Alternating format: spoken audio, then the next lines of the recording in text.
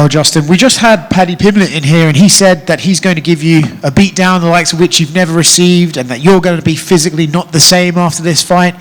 Curious if you take anything from those comments, or is it just, hey, it's fight week and this is what we do? Yeah, certainly take nothing from those comments. It's 25 minutes in time. Right now, what he's saying right now does not matter. All that tells me is hopefully he's going to be overconfident, and the last thing you can do in this sport is have false confidence. He'd be crazy to think that and not know that I'm one of the most dangerous guys he's ever fought. I've been in scheduled for a 5-round fight at least 20 times in my career. Certainly not the same for him. It's a different ballgame. Do you think that's something that he can't really be prepared for, right? Because he's never been in a 5-round fight at this level. There's no way he could ever have that experience before now. So do you think that's just something he can't really mentally prepare for? Yeah, no, not really. I mean, you don't know what you don't know. He hasn't been there. Again, out of my 26 or 31 fights, I've been scheduled for at least 20 times for 5 rounds. So it's different training, different mindset, different tactics. When you're fighting, I want to take him to the 4th and 5th round, and I want to do the same thing, turn his face into minced meat, and I've done it before, done it to higher caliber fighters, but this guy has a lot of momentum right now, a lot of confidence, and those are some of the most dangerous variables that I will be facing when I step in there. You mentioned before in a couple of interviews I've seen you do that you want to take him to the 4th and 5th round. Is that just because that's where you think you will have the experience advantage and success, or is it something that you kind of want to put Paddy through the ringer that you've been put through a few times? No, I just trust in my training. You know, I train at elevation. If I'm tired, I know they're really tired, and I know how hard he's going to be trying, so he's going to be exhausted when we get to those rounds. If you watch my previous fights that were 3-round fights, Michael Chandler, Rafael Fiziev, those were close fights on paper, but if they went to the 4th and 5th round, I would have hurt them very badly, and that's what I'm hoping I can do this Saturday. Yeah, you have a keen eye for the sport and a good mind for it. When you look at Paddy, right, the criticism of him is that the guys he's beaten have been over the hill or past their prime and stuff like that. So there's this question about how good Paddy really is. Yeah. When you look at him, how good do you think he is? I think he's really good. I think the sport is crazy. I think anything can happen at any moment. And I think all the people that have those opinions have never taken the risks that we take. A bunch of cowards that just like to talk, and I don't care what people say about him. I know that he's dangerous. I know that he's confident, and again, those are two huge variables. It's a constant battle for momentum, and I'm going to have to take it early and keep it. And if I do face adversity, I got to come back and show him that I am a vet. I am the most dangerous guy that he has ever fought.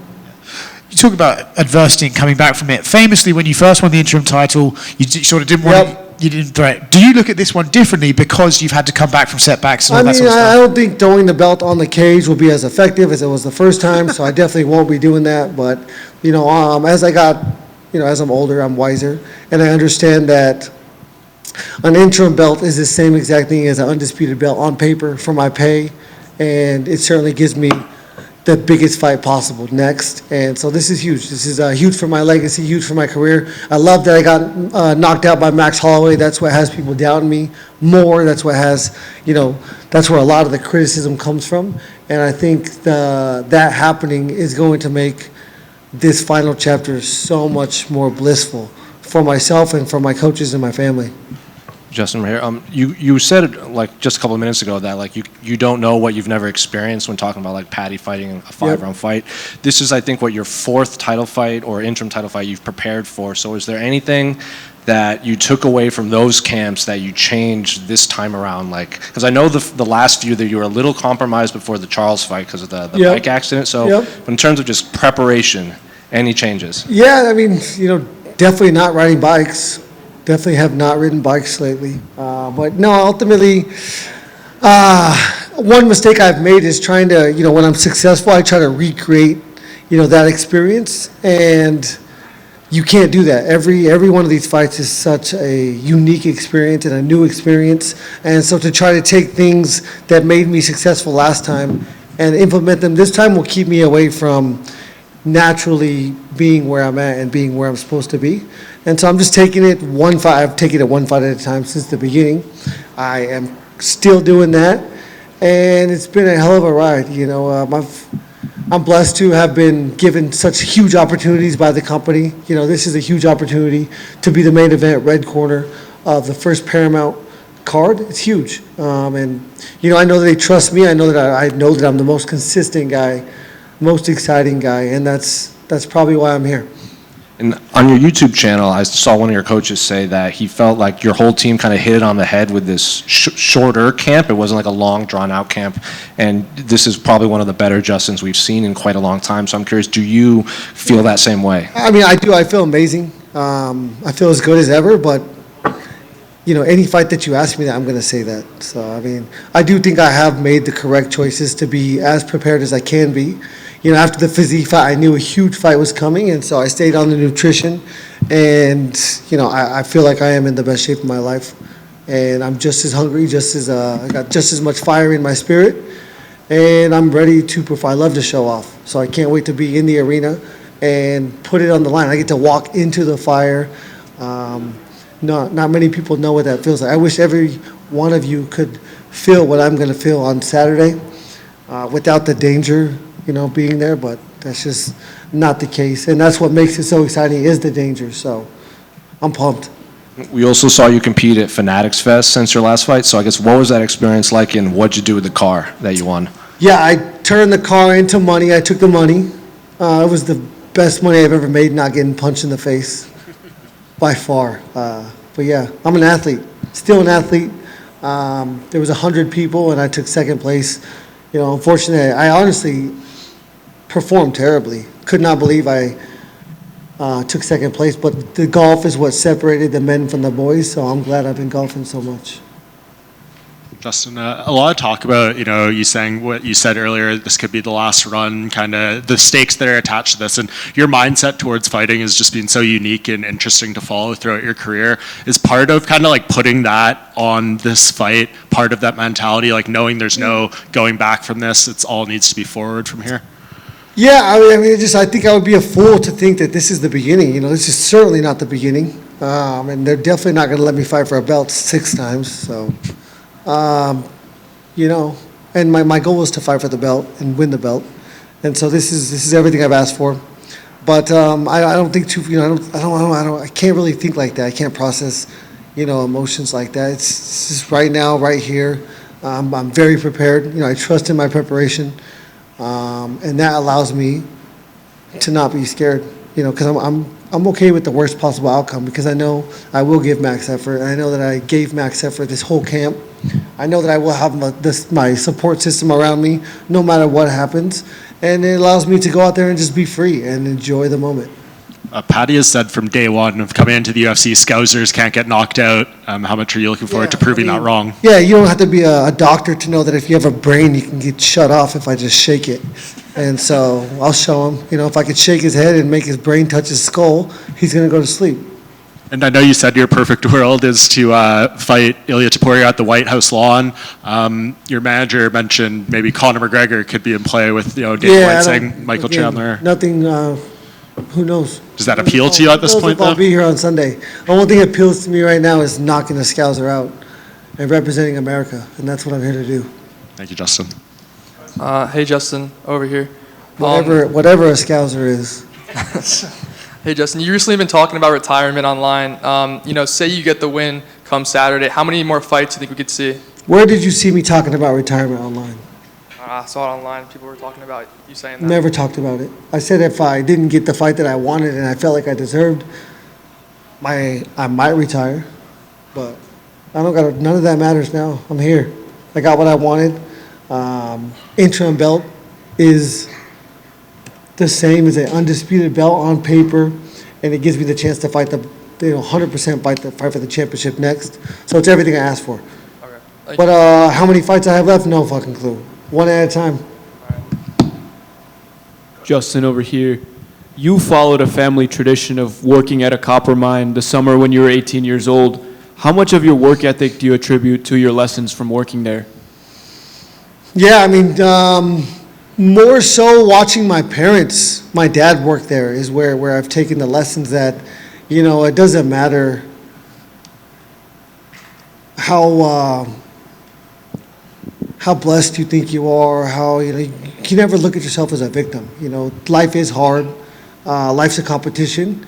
And he showed me that you have to show up every day. I don't know that he took one sick day his entire 37 and a half years in that mine. Same with my mother working for the United States Postal Service. My parents showed me how to overcome and move forward. And it was just by taking it one day at a time, being, they were nice. Now I have to be mean, but, it's just work ethic, Never looking at yourself as a victim, always trying to overcome the obstacles, being petty as fuck, which I am, and I wouldn't be here if I wasn't, with how much opinions people have. But working in the mine, it just really, I knew it wasn't for me. As stable as it is, as good of a living as you make. If I would have worked, I worked 14 hours a day, 7 days a week. I did it for 68 days straight. If I would have done that my first year out of high school, I would have probably made like $140,000 and with no days off, which would have sucked. But I knew it wasn't for me. It was, and nothing against my father or both of my grandfathers, my brother, all my cousins that do work there. But I knew I was not necessarily destined for something bigger or better, but something different. And that's why I went to school for human services, mostly because of the parents I had. I know that everybody's not lucky enough to have that, and I wish that was the case, because we'd be in a lot better situation as a society. But I knew I could probably be that for somebody and for at-risk youth. And so that's why I studied and went to school for what I went to school for. And I knew I wasn't gonna. The goal was to have a job where I could wake up at whatever time I wanted to every day, and thank God I accomplished that. Justin, you're always super respectful to all the fighters you fight with, but with Paddy, it seems a little bit different. Is it personal for you, or you just worry about the time? No, I've had no animosity towards him, other than the fact that he is my opponent, and him saying he wants to. Again, so when I was his age, I learned there's no reason for me to fuel their fire. And so, there's no reason for me to talk shit about him and to make him, he's petty too. We don't get here unless we're petty. And so I don't want to light that fire under his ass. Him saying he's going to retire me, love it. I love that I'm the underdog. This is my 15th fight in the UFC. I've been an underdog 10 times out of the 14 fights that I have had. This will be 11 for 14. And it's just a testament to the level of competition that I have constantly faced. From day one, number 5 Michael Johnson, and till today. So I'm pumped. It's been a crazy ride. There's so many statistics that I've accomplished that get overlooked, that when I'm done writing this book, it's going to be amazing. If you get the win on Saturday, who would you want to fight next? Yeah, so if I get the win on Saturday, I will have the interim championship, and that automatically gives you a fight versus the champion, which is Ilia Topuria. We do not know how long his personal situation is going to keep him out of this sport, and so I prefer him in June, because June is when I want to fight on the White House card. If he's not ready, then I want the winner of the Oliveira and Holloway fight. Justin, it's been over 5 years since your first interim title fight against Tony Ferguson. What's changed, and what are the biggest differences as you prepare to face Paddy? Not much has changed. There's not many differences. This is the craziest sport in the world. I fell in love with it as a child. And, the evolution of the sport is through the athlete, but the UFC is the same. And these fights are the same. Has your relationship with MMA changed throughout the years compared to your UFC debut against Michael Johnson? I would say so, especially with the media. I've become a lot less inclined to talk to you guys for different reasons. Best of luck. Thank you. Hey, Justin. It's been talked about how much money you've made in performance bonuses in your UFC career. I'd like to ask, what's the smartest thing you ever did with that performance bonus money? And could you tell us maybe something you wish you did differently with some of the money? Oh, man, to have 14 bonuses and not equal up to $1 million is not right. It's not right. It should be a lot more than that, and I should have had opportunities to do smarter things with my money, but I don't, and I haven't. And to this day, everyone's, I hear Daniel Cormier saying that everybody's going to get paid more on this card. I'm not getting $1 more than I would have if this deal did not happen. I'm happy to have achieved what I have achieved. The best thing I did is probably invest in a commercial property. I purchased a house in Arizona that's like a mile away from my parents. My sister is renting that from me now. But really just being able to help my family, help my parents, help my brothers and sisters, give them Christmas gifts that I never would have been able to give them, take them on vacations that I would have never been able to. That's the smartest thing I did, because you can never get that time back with your family. And so, it's huge for me. Thank you very much. Justin, you've said that you don't know how many fights you have left. After the James Vick fight, you told me you had 5 wars left. Yeah. How many wars do you think you have left now? Well, I would say the Oliveira fight was a war. The Holloway fight was a war. Chandler, maybe. He rocked me in the first round. But outside that, I haven't got my marbles knocked around outside of those 3 fights. So I guess I have 2 left. Thank you. Awesome. Thank you, guys.